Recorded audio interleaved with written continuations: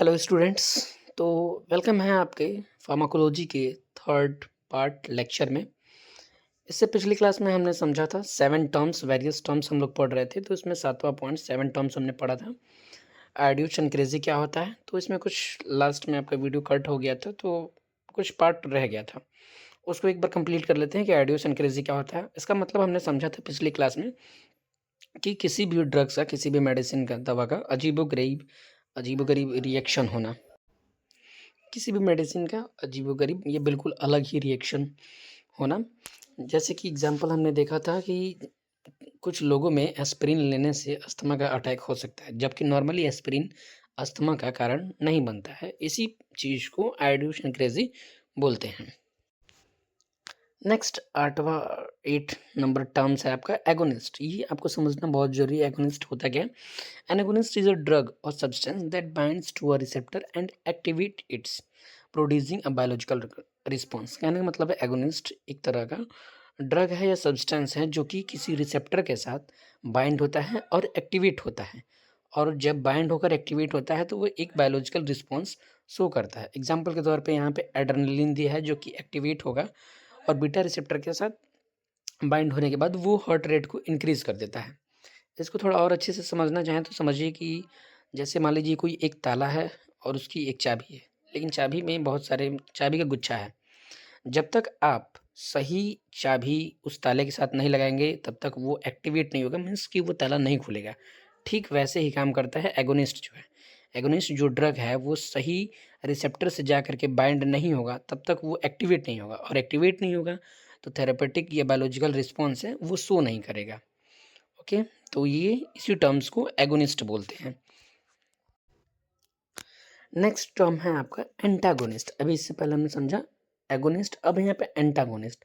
Antagonist क्या होता है कि an antagonist is a drug or substance that binds to a receptor but does not activate it. कहने का मतलब है कि एंटागोनिस्ट एक वो भी ड्रग या सब्सटेंस होता है, वो भी बाइंड होता है रिसेप्टर के साथ, लेकिन वो एक्टिवेट नहीं होता है। वो क्या करता है, इंस्टेड एक्टिवेट होने के बजाय वो ब्लॉक कर देता है रिसेप्टर को, so that antagonist can not bind and produce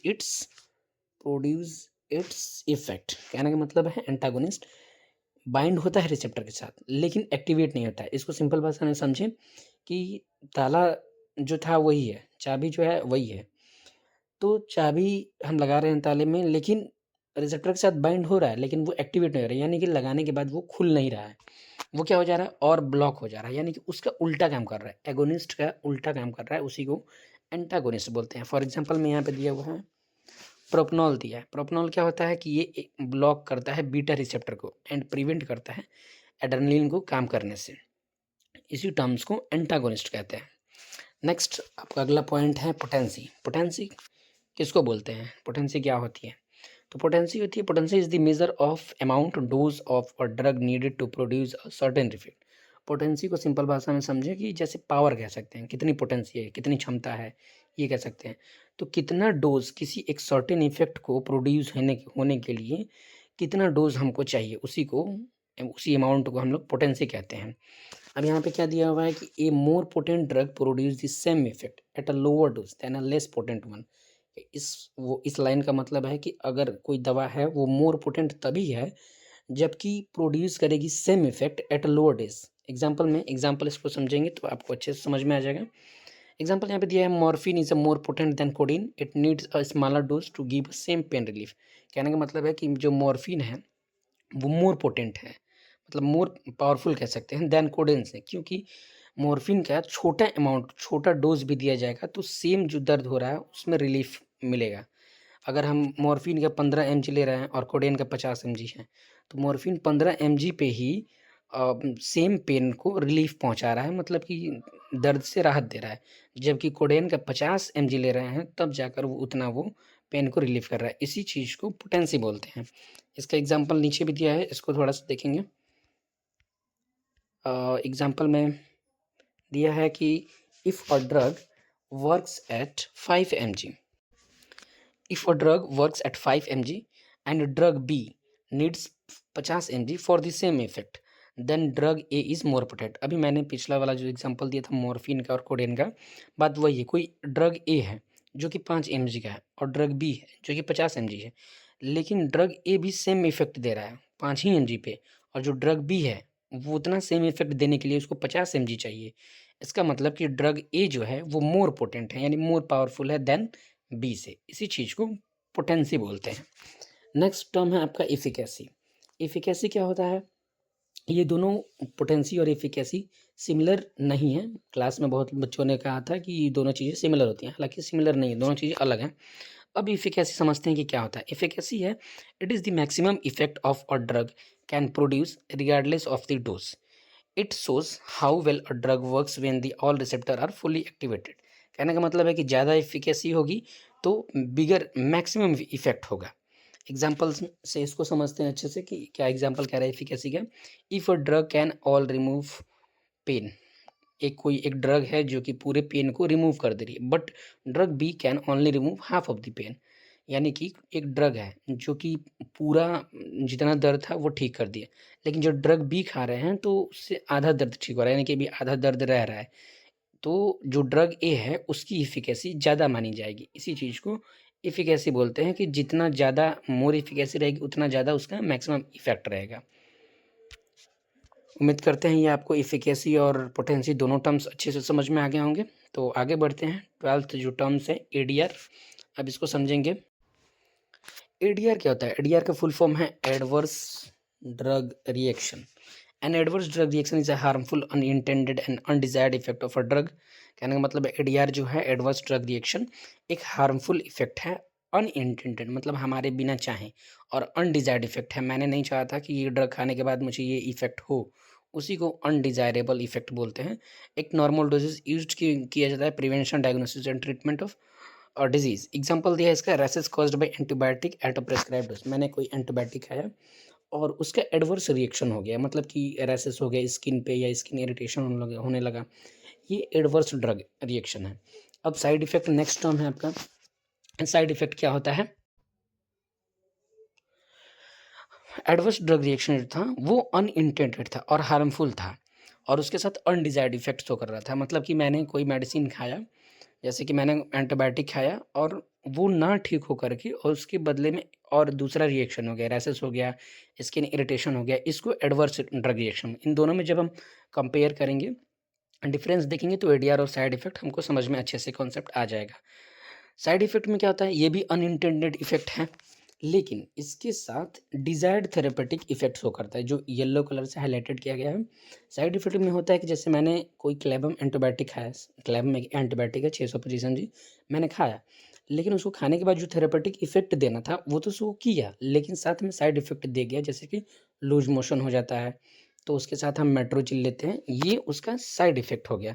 यहाँ पे एग्जांपल दिया है साइड इफेक्ट की, जैसे drowsiness caused by an antihistamine. कोई एंटीहिस्टामिन हमने ड्रग लिया तो उससे हमें ड्राउजीनेस मतलब आलस या नींद टाइप का आने लगता है, तो ये साइड इफेक्ट है। कभी कभी कुछ ऐसी मेडिसिन है जिसको लेने से वॉमिटिंग हो जाती है, नोजिया वॉमिटिंग होती है, ये सब साइड इफेक्ट है। एडवर्स इफेक्ट मतलब कि ड्रग का जो थेरेपेटिक इफेक्ट देना था वो तो दिया नहीं, उसके साथ में और उल्टा रिएक्शन हो गया, उसको एडीआर बोलते हैं। यही दोनों में फ़र्क है। आगे देखेंगे 14 पॉइंट्स है आपका टॉलरेंस। टॉलरेंस क्या होता है इसको समझेंगे।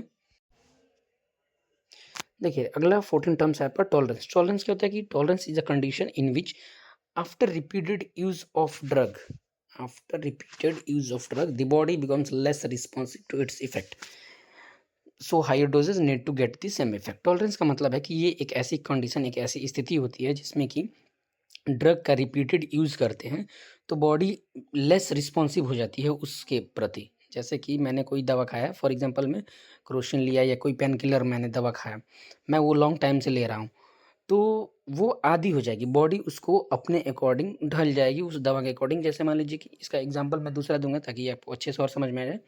मान लीजिए कोई शराबी है, कोई अल्कोहल कंज्यूमर है, कोई अल्कोहल कंज्यूम करता है डेली बेसिस पे, मान लीजिए कि वो नॉर्मल कोई कंज्यूम, मैं कोई भी ब्रांड ले लीजिए, कोई एक नॉर्मल अल्कोहल कंज्यूम कर रहा है और उसको अचानक हाई क्वालिटी का या स्टैंडर्ड क्वालिटी का, जैसे मान लीजिए कि आर्मी कैंटीन का आता है अल्कोहल वगैरह, अच्छा क्वालिटी का मिल गया, वो क्या करेगी, उसकी बॉडी रेजिस्ट नहीं कर पाएगी, वो टॉलरेंस नहीं कर पाएगी बॉडी, या तो वो ओमिट कर देगा या उससे डाइजेस्ट नहीं होगा। तो बॉडी क्या करती है, यहाँ पे एग्जांपल दिया है, जैसे कि if someone takes painkiller for a long time, कोई है व्यक्ति जो कि पेन किलर लंबे समय से खा रहा है, they may need to longer larger amount to feel the same pain relief. तब उसको लॉन्गर अमाउंट मतलब कि जो डोज़ है उससे अधिक डोज़ की ज़रूरत पड़ सकती है उसी पे सेम पेन रिलीफ पाने के लिए, उसी को टॉलरेंस बोलते हैं।